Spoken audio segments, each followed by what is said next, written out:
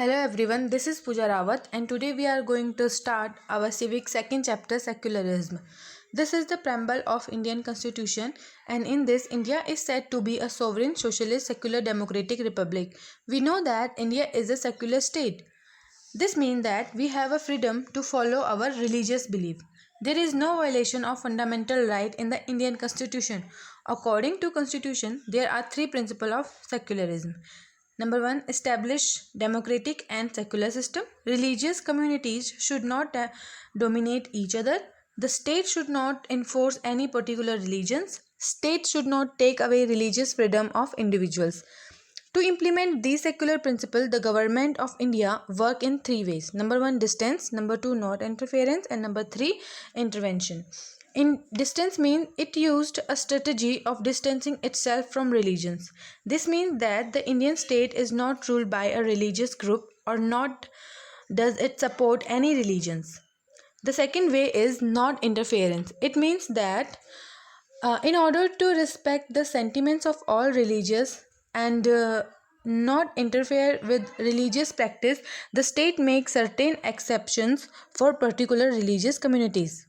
The third way is intervention. The state is intervening in religions in order to end a social practice which create discriminate among people. For example, the Indian Constitution has banned untouchability, which separate lower caste from upper caste of same religions. A secular society balances the need for good citizenship without compromising an individual need. Third, secularism support the fundamental right that are intrinsic to a democracy. Let's understand it with an example. Akbar and Aurangzeb were two Mughal who ruled over a very large part of Indian subcontinent. Both were able administrator and effective ruler. Yet history does not look at both of them in the same light. Akbar is called Akbar the Great, but the title is never given to Aurangzeb, even though it was during the reign of Aurangzeb that the Mughal Empire reached its greatest extents. Do you recall from your history lesson a key aspect which separates them? Yes, during the reign of Akbar, people were allowed to practice their own religions, and administrators does not favor any particular religions against the other.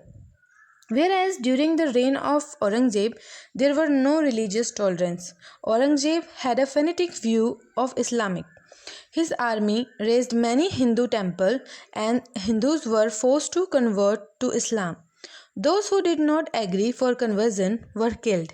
Hence, Aurangzeb has gone down in history not as a great ruler, but as an intolerant emperor. Let us come to present today world. Let us take a tour to a city of India. What do you observe?